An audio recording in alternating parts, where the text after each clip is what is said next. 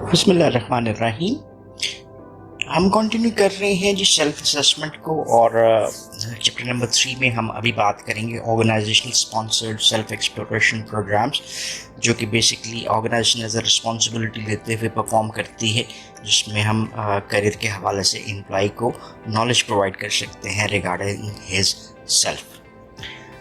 जो working adults होते हैं, मोस्ट इफ़ेक्टिव मेथड जो यूटिलाइज वो कर सकते हैं for better understanding of the few aspects जो कि उनके करियर के लिए इम्पॉर्टेंट है, लाइक एबिलिटीज़, इंटरेस्ट और उनके टैलेंट्स का, वो है एक करियर मैनेजमेंट असिस्टेंट प्रोग्राम्स जो कि ऑर्गेनाइजेशन इंट्रोड्यूस करवाती हैं। एक आइडियल सेंस अगर हम क्रिएट करते हैं तो ऑर्गेनाइजेशनली स्पॉन्सर्ड प्रोग्राम्स बेनिफिट करते हैं दो पार्टीज़ को, और वो दोनों पार्टीज़ कौन सी हैं जी? एक इंडिविजुअल एम्प्लॉइज़ भी हैं और कंपनी भी है। बिकॉज एम्प्लॉइज़ क्या बेनिफिट लेते हैं? वो अपनी लर्निंग ले रहे होते हैं, ठीक है। और ऑर्गेनाइजेशन क्या बेनिफिट ले रही होती है? बेसिकली अ गुड एम्प्लॉय जो कि मोर प्रोडक्टिव आपको नज़र आता है। इसका एक एस्पेक्ट जो है करियर प्रोग्रेशन की सूरत में भी नज़र आता है। तो एक इंडिविजुअल लंबे अरसे तक ऑर्गेनाइजेशन के साथ शायद रहे और वो अल्टीमेटली मोर प्रोडक्टिविटी कंट्रीब्यूटर भी बन सकता है। बहुत सारे रिसर्चेस जो हैं उन्होंने बहुत सारे करियर डेवलपमेंट टूल्स इंट्रोड्यूस किए जो कि सेल्फ नॉलेज को इन्हांस कर सकते हैं working members of the organisation. ये प्रोग्राम्स इंक्लूड करते हैं इंडिविजुअल सेल्फ असेसमेंट मेथड्स को, जो कि डिफरेंट टाइप्स ऑफ एक्टिविटीज़ से की जा सकती हैं। Let's see those activities. जो पहला मेथड हमारे पास आता है वो है जी करियर प्लानिंग वर्कशॉप्स। ऑर्गेनाइजेशन क्या करती हैं?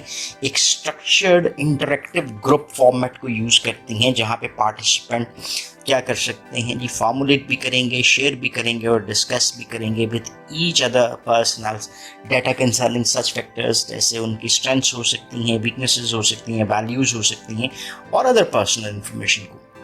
इस वर्कशॉप का एक जो बेसिक गोल आता है वो है कि हम इनकरेज करें एक systematic approach to self analysis.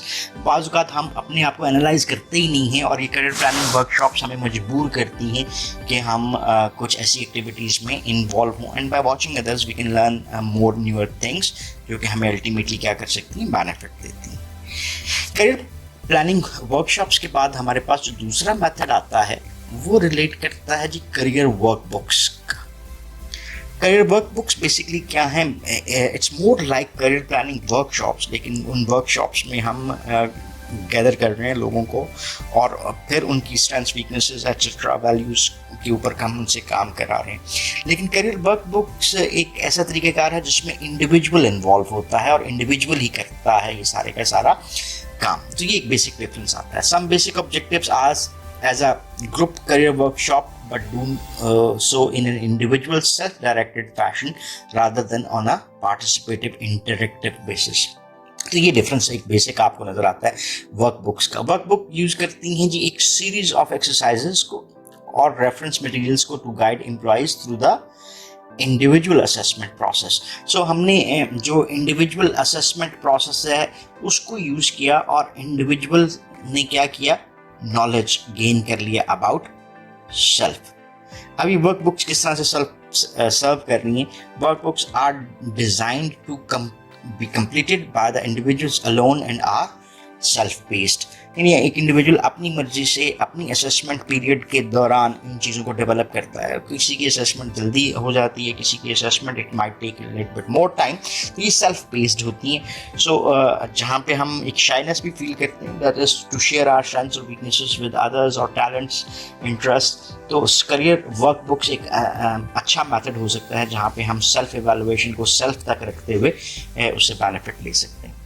तीसरा मेथड है, इसको हम कहते हैं असेसमेंट सेंटर, और ये असेसमेंट सेंटर का मेथड प्रीवियसली डिफरेंट अंदाज में भी आपको यूटिलाइज होता हुआ नज़र आता है। बेसिकली इसको असेस किया जाता था, यूज़ किया जाता था कि हम एम्प्लॉयज़ को असेस कर सकते हैं उसकी करियर पोटेंशियल के हवाले से, जहाँ पे हमारा प्राइमरी फोकस किस चीज़ के ऊपर होता है कि हम एम्प्लॉय को क्वालिफाई कर सकें रिगार्डिंग द प्रमोटेबिलिटी, कि एक इंडिविजुअल गुड इनफ है कि उसको हम प्रमोट कर सकते हैं या नहीं। लेकिन मोर रिसेंटली अगर हम देखते हैं तो एविडेंस ये सजेस्ट करता है कि there is a growing tendency seen by the companies और इंडिविजुअल्स कि वो इन करियर सेंटर्स को, असेसमेंट सेंटर्स को करियर सेंटर्स के तौर के ऊपर यूज़ करें और जॉब डेवलपमेंट प्रोसेसेस में इसकी कंट्रीब्यूशन लेकर आएँ। सो एम्प्लॉय क्या करते हैं, यूज़ करते हैं असेसमेंट सेंटर्स को to gain feedback on their personality styles, proficiencies and weaknesses. तो ये तो हमारे पास हो गए, these are the methods which are organisationally sponsored method. ये मोर यूटिलाइज्ड मेथड है। In addition to these programmes, जो हमारे पास वर्किंग एम्प्लॉयज़ हैं उसके ऊपर हम कई और ऑप्शंस को भी यूज़ कर सकते हैं कि हम सेल्फ इंफॉर्मेशन को बेहतर बना सकें।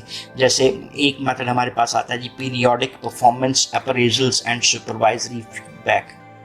परफॉर्मेंस अप्रेजल्स उनसे हैं चाहे एनुअल बेसिस के ऊपर परफॉर्म किए जाते हैं, लेकिन ये एक सोर्स बनते हैं हमारे पास एक फीडबैक का। वो फीडबैक हमें नॉलेजेबल बनाता है अबाउट आर 1 ईयर्स परफॉर्मेंस। और फिर दिन सुपरवाइजरी फीडबैक जो है इसमें एडिशन भी प्रोवाइड करता है कि हम इसको किस तरह से मोर बेनिफिशियल बना सकते हैं। So basically it provides a insight into the personal strengths and weaknesses and then it can add to the employed adults as well. इसके अलावा हमारे पास एक और बहुत कॉमन मेथड है, that is termed as 360 degree evaluation technique. 360 degree evaluation technique हमें क्या कहती है कि अगर एक एम्प्लॉय यहाँ पे सेंटर में है तो उससे अबव हायरार्किकल लेवल पे, लोअर हायरार्किकल लेवल पे उसके पीयर्स, देन उसके सप्लायर्स, कॉन्टैक्ट्स, कस्टमर्स, यानी हर एस्पेक्ट में जो लोग हैं उनसे फीडबैक गेन किया जाता है और उस फीडबैक को अंडरस्टैंड करने की कोशिश की जाती है। बेसिकली ये एक अप्रेजल टेक्निक के तौर पे इंट्रोड्यूस हुई, but rather than appraisal technique इसको एम्प्लॉय असेसमेंट्स के लिए ज़्यादा यूज़ किया जाता है regarding their needs of training. और वो जो वीकनेसेस, स्ट्रेंथ्स के बारे में डाटा हासिल होता है तो वो एम्प्लॉयज़ के लिए बेनिफिशियल हो सकता है। ये तो एक हमारे पास हो गए वो ऑर्गेनाइजेशनली स्पॉन्सर्ड प्रोग्राम जिनके थ्रू हम बेहतर नॉलेज गेन कर सकते हैं। सेल्फ एक्सप्लोरेशन प्रोग्राम में फर्दर भी आपको कुछ चीज़ें नज़र आती हैं कि मैनुअल्स आपको ऑर्गेनाइजेशन यूज़ करती हुई नज़र आती हैं, जो SSI, MBTI और 16PF के ऊपर भी काम करती हुई नज़र आती हैं। लेकिन MBTI की यूटिलाइजेशन आपको ज़्यादा नज़र आती है और मेजर कॉर्पोरेशन जैसे बड़ी बड़ी ऑर्गेनाइजेशन जिसमें आप जानते हैं एप्पल है, AT&T है, एक्सॉन है, जनरल इलेक्ट्रिक है, 3M है, वो इन टेक्निक्स को यूज़ करते हुए आपको नज़र आते हैं। इसी हवाले से अभी हम नेक्स्ट में बात करेंगे अबाउट अनदर मेथड जिसको हम कहते हैं informal self exploration. Informal self exploration जो कि एक इंडिविजुअल अपने तौर पर रन कर सकता है, उसमें वैरायटी ऑफ इंफॉर्मेशनल टेक्निक्स जो हैं हमारे पास अवेलेबल हैं। जहाँ पे पहला एक मेथड जिसके ऊपर हम बात करते हैं that is the written interview. Interview क्या होता है, जब हम किसी जॉब के इंटरव्यू के लिए जाते हैं तो वो हमारे से अपना बायोडाटा पूछते हैं। They might be asking some questions about what are your strengths, what are your weaknesses, why we should be hiring you, all these different types of questions. तो एक रिटन इंटरव्यू में हम क्या कर सकते हैं, इन तमाम एस्पेक्ट्स को कवर करते हैं। या पर्सनल लाइफ स्टोरी हो सकती है, लाइक मेरा एजुकेशनल एक्सपीरियंसेस क्या रहे, सॉरी, हॉबीज़ क्या थी, वर्क एक्सपीरियंसेस क्या थे। सिग्निफिकेंटली अगर हम बात करें तो हमारी लाइफ में किस किस किस्म के लोग थे, वो चेंजेस जो हम चाह रहे थे, टर्निंग पॉइंट्स इन लाइफ क्या हैं, की डिसीजंस क्या हैं, प्रोजेक्शन टू द फ्यूचर क्या है। ये रिटन इंटरव्यू हमें जब हम दोबारा रीड करते हैं तो this also gives us an insight about ourselves. दूसरा मेथड है हमारा, इसको हम कहते हैं 24 आवर डायरी। 24 आवर डायरी क्या है कि जी आप 24 घंटे के पीरियड में आप अपने बारे में लिखते हैं, what you do, what you don't want to do, और आपकी फीलिंग्स क्या थी। One on a weekday and the other on a weekend इसको हम यूज़ कर सकते हैं। और इस कॉन्टिन्यूस राइटअप से भी हमें पता लगता है कि हमारी रूटीन्स क्या हैं, what we are doing good, what we are doing bad as well. और तीसरी मेजर टेक्निक जो है that is named as lifestyle representation, एक narrative and pictorial portrayal of one's life. Lifestyle representation एक डॉक्यूमेंटेशन कह लें आप, एक पिक्टोरियल डॉक्यूमेंटेशन आप कह रहे हैं, जो कि हो सकती है कि मेरी लाइफ क्या होगी, कैसी होगी, कैसा मैं चाह रहा हूँ, या ये नरेटिव फॉर्म में भी बनाई जा सकती है जिसमें हम नरेशन को राइट डाउन कर सकते हैं। एक पिक्चर ऑफ आवरसेल्व्स जो पास से है, जो हम हैं या जो हम फ्यूचर में लेना चाह रहे हैं, उन तमाम एस्पेक्ट्स को ये चीज़ें कर सकती हैं कवर। पहली चीज़ जो हमारे पास आती है वो है ranking significant work values. Work values जो हमारे पास आती हैं, जैसे हमने इंस्ट्रूमेंटल वैल्यूज़ की बात की थी, हमने टर्मिनल वैल्यूज़ की बात की थी, अब उन वैल्यूज़ को हम 1 2 3 कर देते हैं जी। सो ये हमने क्या किया कि हमने वर्क वैल्यूज़ को रैंक कर दिया, which is our primary value, secondary, then so ये हमें प्रायोरिटाइजेशन नज़र आ जाती है कि हमारी वैल्यूज़ क्या हैं, जो कि हमें फर्दर पे गाइड करती है अपनी life. Analysing peak experiences in life, peak से मुराद हम दोनों लेते हैं high and low experiences in life जो कि हम ग्रेड करते हैं अपनी ज़िंदगी में। Present and future opportunity notice, ये बेसिकली जो स्टीव जॉब्स था उसने इस कॉन्टेक्स्ट में 2005 में अपनी बात भी की कि जब मुझे कैंसर हुआ तो आई थॉट कि I will be dying soon, so what should my life be, और फ्यूचर क्या चाह रहा हूँ, कैसा चाह रहा हूँ, या मेरे मरने के बाद क्या चीज़ें होंगी। वो कहते हैं कि हम present and future opportunity notice को राइट डाउन करें और फिर उससे भी हमें अंदाज़ा हो सकता है कि हम क्या चाह रहे हैं लाइफ में। Analysing one's current job satisfaction and dissatisfaction हमें बता सकती है कि ये सेटिस्फाइड हैं तो क्यों हैं और डिससेटिस्फाइड हैं तो क्यों हैं।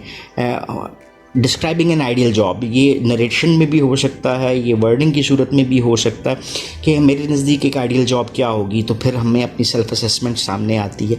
और fantasising about one's future life, how my future life will be. So ये हमारे पास डिफरेंट टेक्निक्स आ जाती हैं जिसको हम इनफॉर्मल टेक्निक्स के तौर पे जानते हैं रिगार्डिंग इनफॉर्मल सेल्फ एक्सप्लोरेशन। इसी के हवाले से हम इसको लेक्चर को यहाँ पर अपने क्लोज़ करते हैं। इस लेक्चर में हमने 2 चीज़ों के ऊपर बात की। पहली बात जो हमारी थी वो ये थी कि ऑर्गेनाइजेशनली स्पॉन्सर्ड जो हमें सेल्फ एक्सप्लोरेशन प्रोग्राम्स नज़र आते हैं वो क्या हो सकते हैं, और इसके अलावा इनफॉर्मल एक्सप्लोरेशन टेक्निक्स क्या रन की जाती हैं। So if you still have any question or queries left, so you can ask in the comment section and definitely would love to answer those. Thank you very much for watching this video. Have a nice time. Allah Hafiz.